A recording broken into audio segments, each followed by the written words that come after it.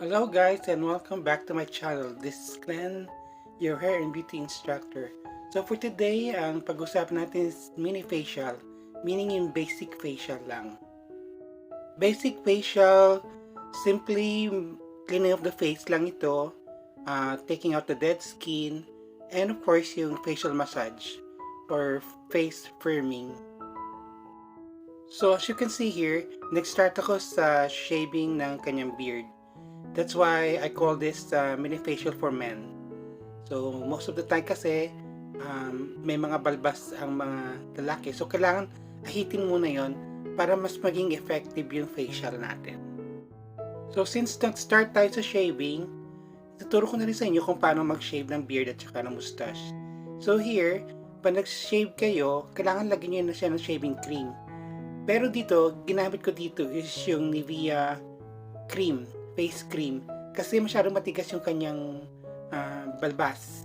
So kailangan palambutin muna, minasage ko muna ng konti para maging soft yung balbas at madaling ahitin. Minasage ko muna for about 2 minutes para mag-soften yung balbas to make it easier na i-shave. In doing shaving, kailangan naka-stretch yung skin. Huwag kayong mag-aahit na hindi nyo ni-stretch yung skin. Kasi pag hindi nyo ni-stretch yung skin, ang tendency, mahihiwa yung balat niya or magkakasugat. And then, yung first na pag-ahit nyo, kailangan paayon dun sa tubo ng kanyang buhok, ng balbas. Yan, huwag nyo muna iko-kontra, lalo na kung medyo mahaba.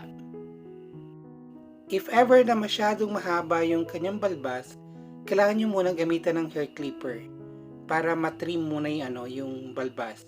Kasi pag sobrang haba, mahirap ahitin yun. Then, unahin yung ahitin or tapusin ang beard bago kayo pumunta doon sa mustache, sa bigote niya. If ever na matuyo yung shaving cream nyo or itong face cream, pwede nyo yung sprayan ng tubig or doon naman sa shaving cream, pwede nyo siyang i-applyan uli para hindi matuyo. Kasi pag tuyo, mahirap yan ahitin. Just make it sure that you're pulling up the skin or stretching the skin para hindi masugat yung inaahitan nyo. Actually, dun sa may jaw or dun sa may buto, sa may baba niya, kailangan niyang dahan-dahan at unti-unti. Kasi dun sa may bone area, matigas yun. So, mahirap ahitin yun, lalo na kung payat yung client nyo. Then, after shaving the beard, doon naman kayo sa mustache. And then, of course, ingat din kayo dito sa may Adam's apple area. Yan. Karaniwan dyan, matatambok. So, ingat kayo dyan, dahan-dahan. And then, when you're done with the beard, doon naman tayo sa mustache. Dito naman sa mustache area, pwede kayong mag-start ng pakontra or paayon dun sa tubo ng buhok. Either of the two, pwede kayong mag-start dyan depending on sa haba or yung tigas ng kanyang balahibo sa bigote. Usually here, inaas naman yung client or yung guy na pa-stretch or patambukin niya yung kanyang labi sa taas para mas madaling ahitin. When you're shaving, kailangan yung hawak nyo doon sa blade o doon sa labaha. Ito yung sinasabi na feather touch. Very light ang pag-shave o yung paghawak nyo sa blade. Normally, ang pag-practice sa pag-shaving, pinaahit sila sa balloon na may shaving cream. So, pag hindi mo naputok yung balloon, okay yun. Don't forget to like, share, and subscribe, and hit the notification bell para ma-notify kayo sa ating new videos. You can see here, nagsishave na ako pa-kontra or upwards na ako kung mag-shave. But before that, hindi nakita dito sa video na niretouch ko or binasa ko yung skin niya para hindi mahirap ahitin. Kasi pag natuyo yan, mahirap na siyang ahitin. So, kailangan i-retouch nyo muna yung shaving cream or basain nyo lang ng tubig. Dito, kailangan pa rin naka-stretch yung skin niya habang inahit nyo yung pa-kontra dun sa tubo ng kanyang buhok o sa tubo ng balbas. Ayan, kailangan dahan-dahan at kailangan firm pa rin yung skin. So, i-stretch nyo pa rin. So, dito nakikita nyo inahid kong pababa kasi pa-kontra din nyo sa meron kasi mga balbas na parang may puyo, yung umiikot yung tubo. Kailangan nyo kontrahin lang yun para mas sagad or makinis yung pagkaahit ninyo. So, be very careful to sa mga sensitive skin. Yung mga namumula kaagad. So, wag masyadong mabigat yung kamay. Then, right after that, pagtapos na kayo lahat, sprayan nyo yung buong mukha and then wipe it with tissue. Yan. Wag bulak kasi sasabit-sabit ang bulak dyan. Normally, pagka tapos magahit, nilalagyan siya ng after-shaving lotion. But since mag-special tayo, hindi na kailangan yon. So, start na tayo sa facial. So, ang una kong nilagay is cleansing milk. Yan. Cleansing milk, ito yung panlinis ng extra dirt na naiwan doon sa skin. So, light massage lang yan. Huwag masyadong madiin. Kung nagpe-facial kayo, kasama dito lagi ang neck. Yan. Kasama sa count yan ng face. So, kailangan doon yung mga cream, mga product umaabot dun sa neck area.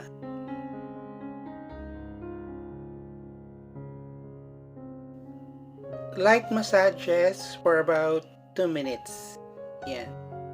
And then, of course, pagkatapos niyan, i-cleanse nyo naman siya ng water with the use of facial sponge. Yan, para mas makuha yun yung naiwan na product.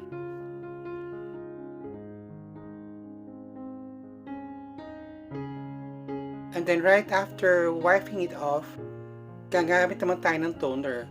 Of course, pagkatapos ng cleansing cream or milk, kailangan gamitan nyo ng toner. Kasi yung cleansing cream or milk, yun yung nag-open ng pores. Ito naman toner, ito yung nag-close ng pores ng skin. Next will be scrub. Ito, face scrubbing. Ito naman, ang use naman ito is para maalis yung mga dead skin sa face natin. Para yung mga dirt din, naalis din nila. So, pag minasage mo naman to, kailangan hindi masyadong matiin kasi masakit. Tsaka baka magsugat-sugat yung skin. And be sure to use the appropriate na pang-scrub sa skin yan depending on sa sensitivity ng kanyang skin. Dito, pwede kayong gumamit ng facial scrub na brush. Meron yun na yung bilog, usually ginagamit yun. O yung dibateria na pang facial scrub. Kung masyadong tinagalan yung pag-scrub ng kanyang face kasi bagong ahit yung kanyang beard, diba? So, masyadong sensitive yan, masakit at saka mahapti. So, sandali ko lang din-scrub yung kanyang face.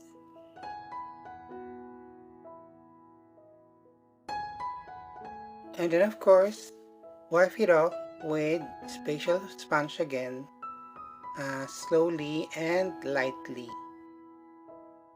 Ito, kailangan gumamit kayo ng warm water sa pagtatanggal ng scrub. And dito rin, siguraduhin yung walang may iwan na granules na pang scrub sa face niya. Kasi makaka-disturb yun sa pagmamassage nyo mamaya pag may mga naiwan na residue na granules. And also, right after this, pwede nyo siyang lagyan din ng konting toner. Kaya lang nga, wag masyado kasi mahapdi yan. So, dito hindi ko na nilagyan ng toner.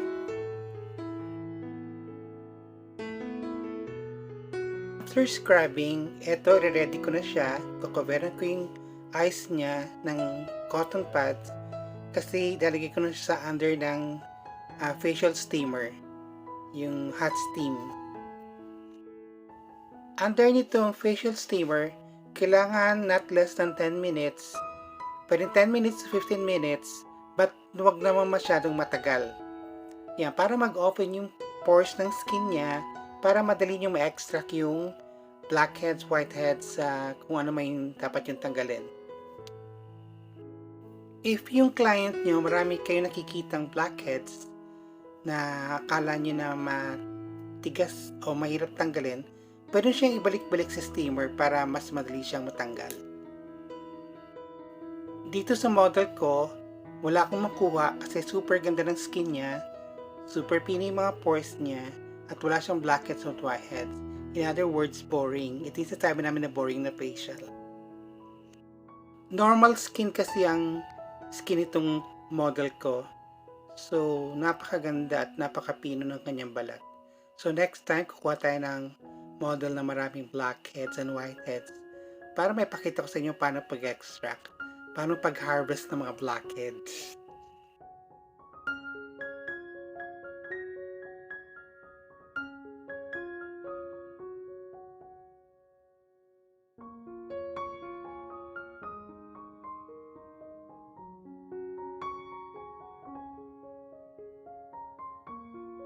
After nyo magtanggal ng blackheads or whiteheads, be sure na gagamitan nyo sila ng toner again.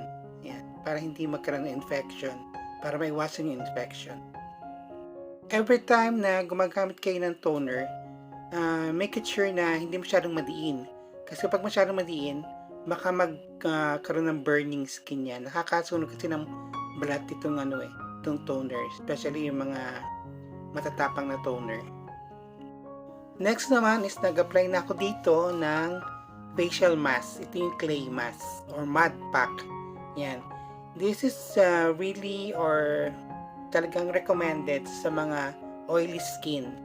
At least gumamit kayo mga oily skin ng 3 or 2 to 3 times in a week para mag-less yung oiliness ng skin. So, pagkatapos na matuyo, leave it there for about 20 minutes or yung until mag-dry. And then of course, tanggalin nyo again with sponge with warm water. So ayun, may na-miss ako ng konting spot dun sa kanyang right side. So, tatanggalin natin mamaya yan.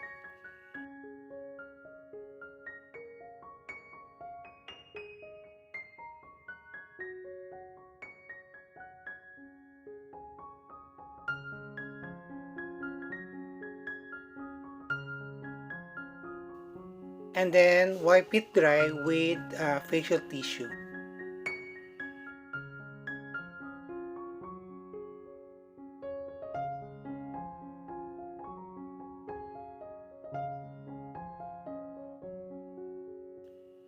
Next naman is yung face massage cream. Yan. Nawala yung aking spatula, so gumamit talaga ako ng plastic na spoon. So, wag lang itatouch yung nasa bottle para hindi ma-spoil. So, now, ready na tayo mag-facial massage. When you're doing a massage, be sure na alam nyo kung anong type ng skin yung client nyo. Like for example, dito sa client ko, normal skin, so pwede kong idiin yung massage niya. Yan, para mag-activate yung kanyang moisture, natural moisture. Pag naman oily skin, ang ginagawa nyo, dapat hindi madiin. Napaka-light lang dapat ang massage. Kasi pag tiniinan mo yung massage nun, lalo siyang magiging oily. Yan. Ang kasamaan pa nun, kung meron siya mga fresh na pimples, baka mag-erupt sa loob. Problema yun, pag nangyari yun. On the other hand naman, kung dry skin yung ginagawa niya ng facial, dapat madiin at matagal ang massage, ang facial massage. Kasi para activate yung kanyang moisture. Yan, para mag-kondisyon yung kanyang skin. At kung meron naman mga fresh na pimples or yung mga malalaking pimples, as much as possible, avoid yung i-massage. Delikado yun kasi nga naman siya kanina, baka mag-erupt dun sa loob ng skin yung mga pimples niya.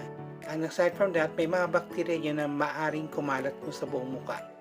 So, try to avoid massaging pagka ganun ng type ng skin nila. Another one is yung mga face na sunburn. Yung may mga sunburn, mahapding i-massage yun. So, pwede nyo massage pero lightly lang at saka sandali lang.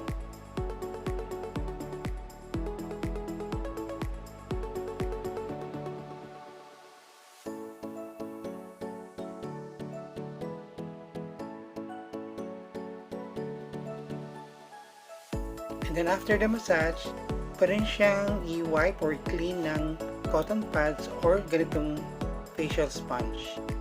And then, tapos ito, i-ready ka naman yung skin niya para sa ating ultrasonic.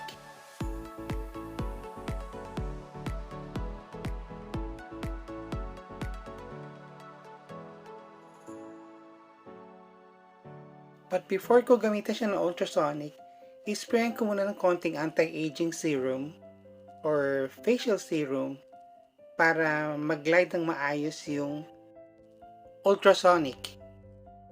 Ultrasonic is ginagamit para mas mag-penetrate deep into the skin yung product or yung mga serum or mga fresh juices na maging more effective sa skin. Pwede rin ito kasi sa mga fresh juices para mag-penetrate deeply dun sa kailalim-ilaliman ng kanyang skin. So in that way, mas magiging more effective yung product na in-apply ninyo sa face niya or yung mga juices na ginamit ninyo. Itong ultrasonic is pwede rin ito pang face firming para mas maging firm yung skin ng kanyang mukha. So yung flat surface is for the whole face. Yun naman cone shape, yung ginagamit ko ngayon is para sa mga inner corner yan at saka doon sa may mata. Doon din sa may outer part ng kanyang lips. When you're using this, be sure na yung movements ng kamay nyo is continuous. Huwag nyo siyang steady or huwag nyo siyang ititigil. Kailangan continuous yung paggalaw ninyo. Mostly mga circular motion ang paggamit. Very relaxing ito, lalo na sa part ng client ninyo. Usually nakakatulog sila kasi wala naman sila nararamdaman dito eh. Pero actually, effective yan. Ito yung gustong gusto ko sa facial eh. Ito yung madalas ko rin gamit sa face ko kasi nga very effective to. Normally, ginagamit ko ito ng 10 to 15 minutes. Average is 10 minutes. Na rin ultrasonic na pang scrub. So, pwede kayong gumamit ng ultrasonic scrub instead na yung traditional na pang scrub na ginawa ko kanina. Meron na din kasing ultrasonic na pang scrub. Pero I think may sarili siyang product para sa pang scrub ng face. And then of course, pagtapos itong ultrasonic, i-wipe nyo uli ng sponge or kahit tissue lang pwede na rin yun. Hindi naman kailangan tanggalin yung serum sa mukha nyo todo-todo. And then, i-ready ko naman yung skin niya para sa ating high frequency.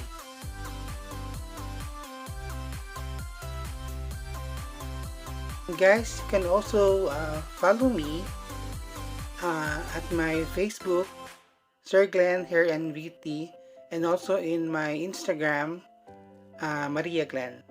So, marami kayo makikita samples ng mga works ko doon. Then, second to the last part na ating facial will be the high frequency. High frequency is basically for disinfecting the skin para ma-avoid yung mga infections. So, pang-disinfect at the same time, pang-alisin ng mga dry skin, yung mga extra dry skin na hindi natin natanggal kanina. After this, gagamitin natin o spray natin ng moisturizer. Yan. So, I hope you like this video and kitang-kita nyo naman yung skin. Ang ganda-ganda ng skin niya ngayon. So, till next time, thanks for watching.